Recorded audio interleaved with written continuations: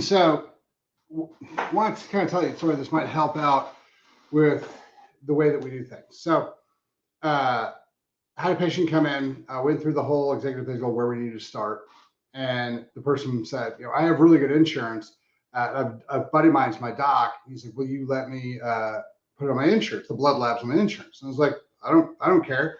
And I was like, we've had lots of problems with it in the past, so I'm out of it. So I'll tell your doctor what labs we need. And if they're willing to run them, which most aren't, then that'd be fine. I don't care if you put it on insurance. I said, but here's the problem. You have to understand that our labs will be substantially more expensive if you try to go through insurance and they deny it. And they were like, oh, that's fine. I just want to check with him and see.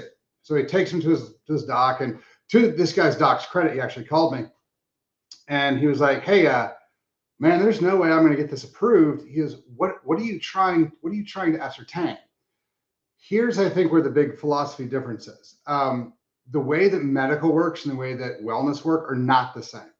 So the way insurance works, and medical and insurance work, they've kind of molded each other. To say that medical works because of the way insurance works is more accurate than to say that the way insurance works is because of medical. But the way it works is you go to a doctor and the doctor says, okay, I've listened to your symptoms. I've listened to what you're telling me the problems are. And I think that your problems all come from this one issue. And so I need to run these 3 or 4 labs to verify whether these problems are coming from this issue so that I can prescribe this drug as the solution to this whole problem. And so that's the way it works. So the reason insurance denies things is if you say, I have this diagnosis code and I want to run these labs to confirm or deny this diagnosis. If you go, and I want to run this thing, insurance goes, well, these 3, we understand because of the way that systems worked out, and insurance has their own medical team that makes decisions. And they go, okay, these 3 are approved because they have relevance to what your primary diagnosis was. This one doesn't. So for instance, if you say, hey, this person has a really bad sore throat, they feel kind of down, their mouth is all red and splotchy, I think they have strep throat. They will approve you to do a blood test for strep and a oral swab for strep. They will not approve testosterone and growth hormone levels and things like that, because they're like, what does this have to do with strep throat? So we're not going to approve these labs while we do approve and pay for these labs. And so that's how a lot of these decisions are made. So when you give them a giant blood lab and they go, what exactly are you trying to prove or disprove? What are you trying to rule in or rule out? And you go, oh, we're just trying to figure out what they're healthy. They go, we're not going to approve any of this. The other side of that is that as a doc, when you put your name on something and say, I'd like these labs, the insurance thing calls you back and goes, why? And if you can't come up with a good reason, they flag your account and they say, audit this person and watch the labs they're sending through because they're sending frivolous labs through, which is one of the reasons that a lot of medical docs won't pull labs, because they're afraid, well, if this lab test comes back low, I then have a legal obligation to do something about it. And if they don't know anything about hormones, which 99% of them don't, even the endocrinologists, they have no idea. So if a lab comes back low or high and they don't know what to do about it, now they're legally liable. So that's the other reason why they won't pull labs. And a lot of the times when they try to figure out, well, what am I going to do? They go to what's called the standard of care. And so which is why when you go to 5 different doctors and they all give you the same diagnosis and the same drugs and the same things, is because when they look at their thing and they go, oh, you have a headache. I have the options of Tylenol and Advil to give you right now. And if neither of those work, then I send you to a specialist. If the doctor gives you something outside that list, he's outside the standard of care and he can get in tremendous amounts of trouble, lose his license, get fined, all sorts of things. So that's how the medical system works. So if you're just like, I want to know if I'm healthy, well, they can run a CBC and a CMP, which is what they usually do. And it's funny because people come in like, I got a lot of blood work done. There's like 40 things on this piece of paper. 1 or 2 might be relevant. So, that's the problem we get into, because medicine is, what is your one problem? Pick one problem today. You can only have one. You can't have a system of issues. You can have one problem. And if you tell me what that one problem is, I'll try to find 1 or 2 labs to pull to confirm or deny that. And then I'll write you a drug based on the results of that. That's how the system works. So That's the thing I'm railing against all the time, why it doesn't work for wellness. But if you walk in and you go, doc, look at my throat, it's red and splotchy, it hurts to swallow, and I feel gunky, I'm pretty sure I have strep, and they swab you and they go, yep, you have strep, here's an antibiotic. That system works great. But if you don't have an easily diagnosable problem, if you have a system-wide failure, which is what 99% of people that I see have, the Western medicine model doesn't work at all. So that kind of brings us to the why we do what we do. And I tell everybody that we're running custom stuff, and then husband and wife will come in and we'll do the same thing, the same test, the same figure out. When we start, and he'll go, "How is this custom?" I have to find a place where we're starting. I have to find a starting point. And so what we try to do is we try to figure out, okay, we're going to do a broad actual systemal test. I'm going to look at the things that are really important to your life. We're going to make sure your heart's working. We're going to make sure your hormone system's working. We're going to make sure that your nutrient function is where it's supposed to be, and your allergy function is where it's going to be. The vast majority of people, if we get their parasites gone, we get their liver cleaned up a little bit, we get their kidneys cleaned up a little bit, we get their gut ready to go, and we get their hormones rebalanced, and we touch their diet a little bit, they're going to be substantially better than they are. But the customization happens when we start working with the actual patient. And when people who've sat down with me, they've heard this before, but it's the ROI thing, right? So when people come in, I always tell them, it's not my job is to give you all of your options. Your job is to figure out what of the options works for you in your life today. And what ends up happening is you guys get to help really direct where this goes. Because here's the key thing that, I think everybody needs to know. It doesn't matter what I want you to do. It doesn't matter how much I want you to do something. It doesn't matter why I want you to do something. If you don't choose to do it, it's not going to get done. So you guys are limiting reagent every single time. So that's why that's one of the things that makes it custom is what are you willing to do? And a lot of times, and again, this is something you guys have heard before, when we figure out where you're starting, right? The starting points, we do all the heart checks, we do all the blood checks, we do the Eastern medicine checks, we do all the different checks, we know where you are today. Then we have to figure out where you want to go.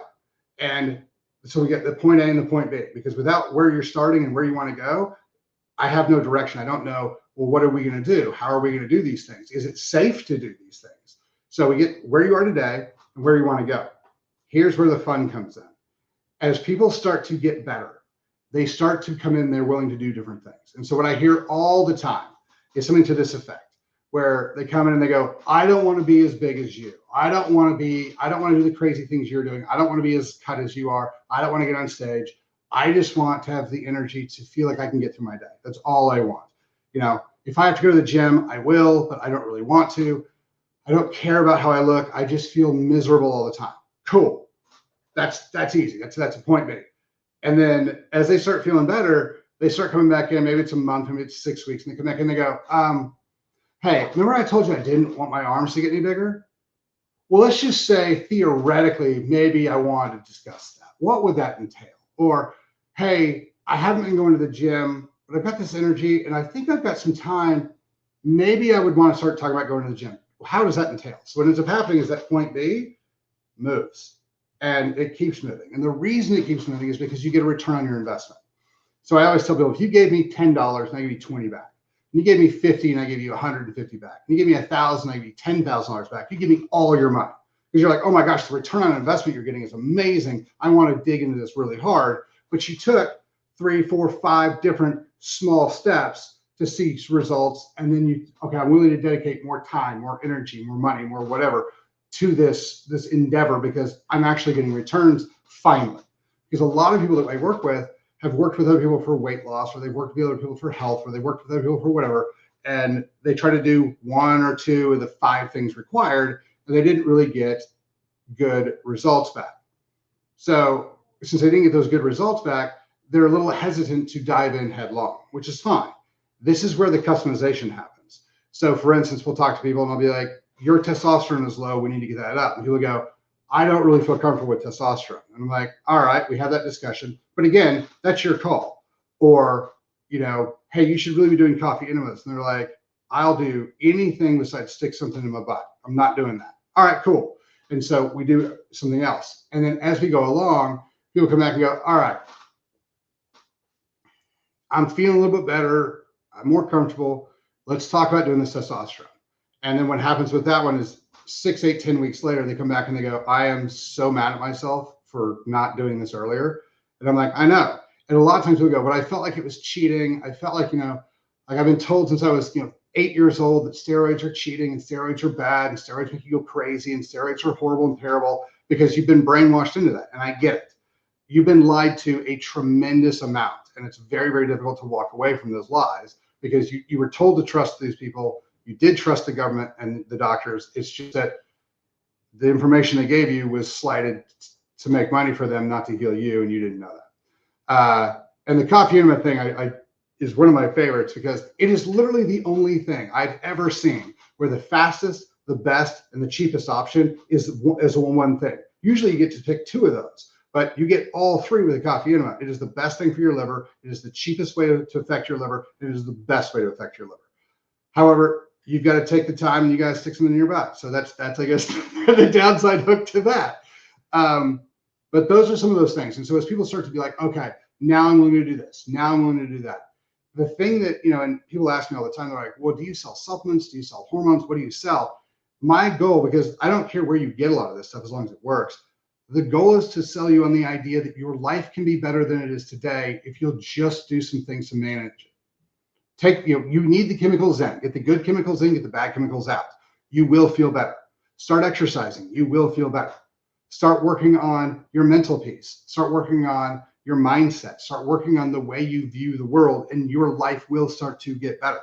So that's the idea. That's what we're trying to do. That's why when people come in and they look at the executive physical and they go, oh, I already had the echocardiogram with my cardiologist, and I've already had a sleep study with my primary care.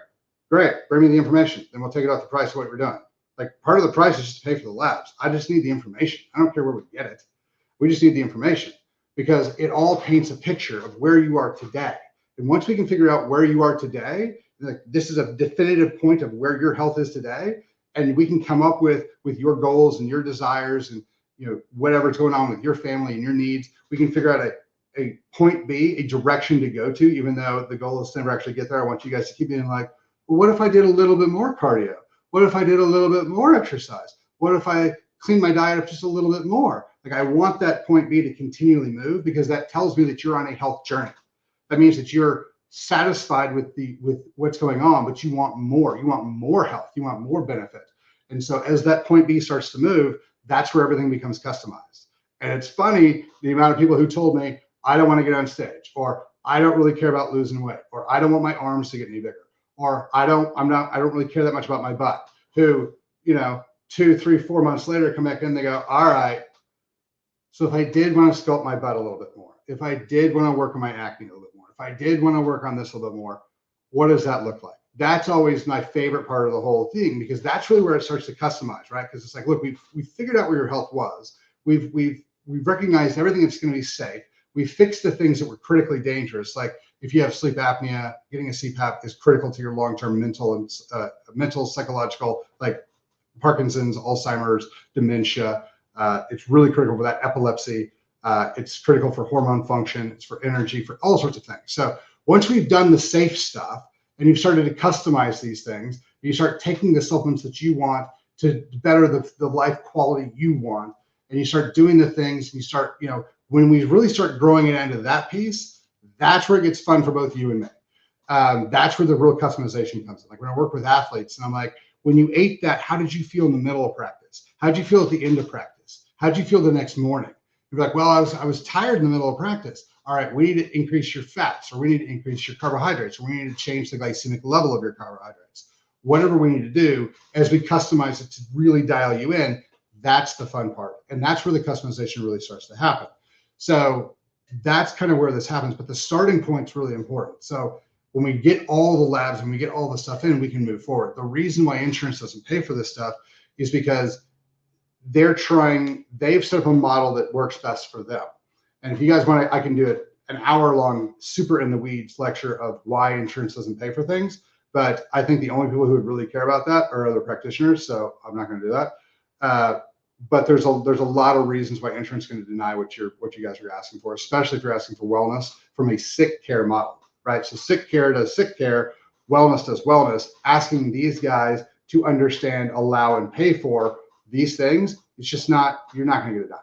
So that's kind of where that is. So I went way long today, but that's, sorry.